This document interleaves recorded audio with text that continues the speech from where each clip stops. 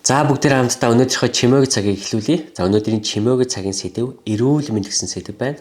За хамтдаа залбираад эхлэе. Ааваа бид таны үгнээс суралцаар ирлээ. Тэгээд өнөөдөр та өөрийнхөө үгээр бидэнтэй ярих болтугай гэж залбирч байна. Амен.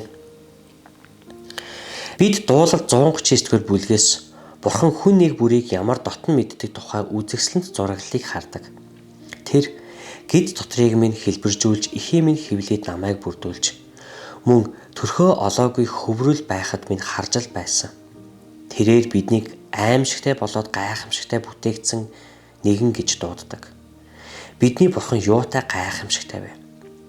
Бидний амьдрах энэхүү мөксөн ертөнцид хүн бүр бэрхшээлтэй нүүр тулгарах болно.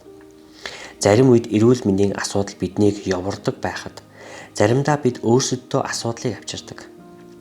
Эрүүл мэнд маань хэр байгаагаас үл хамааран өглөөс ирэх бүрдээ сүнслэг байдал, сэтгэл хөдлөл сэтгэц болоод бие махбодын эрүүл мэндийнхээ төлөө Бурханд талархах шалтгаан бидэнд бий. Эрүүл мэндийнхээ төлөө талархдаг нэгэн болоход хэрэгтэй дараах зуршлуудын талаар тунгаан бодоцгоё. Бие махбоддоо хүндлэл үзүүлэх. Бидний бие махбод бол Бурханы өргөө. Энэ нь түүний ариун сүнс бидний дотор оршдог гэсэн утгатай. Хэрэв бид дасгал хөдөлгөөн хийж эрүүл хоол хүнс идэж байгаа бол хөдөлгөөнтэй байж бас бие махбоддоо зөв хоол хүнсийг сонгох чадвартай байгаагийнхаа төлөө Бурханд талархлаа илэрхийлцгээе. Мөн бодол санаагаа хүчирхэгжүүл.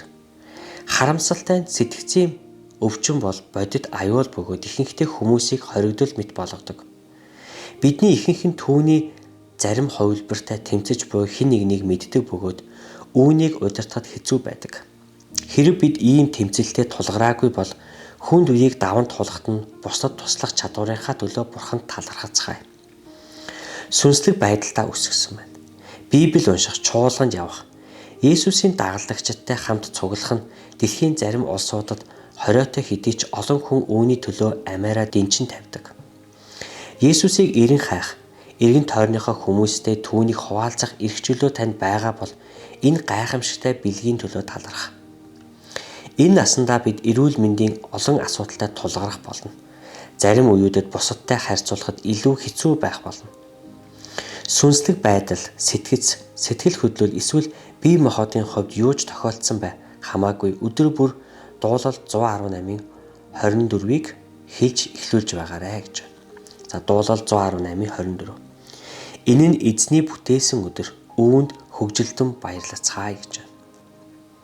За 1-р Коринт 6-гийн 19-с. Та нарын бие бол Бурханаас та нарт буй доторч нь байдаг ариун сүнсний сүм бөгөөд та нар ч өөрсдийнх бус гэдгээ мэддэггүй юм. Та нарыг үнтэйгээр худалдан авсан тул биеэрээ Бурханыг алдаршуулаа гэсэн байна. Амен.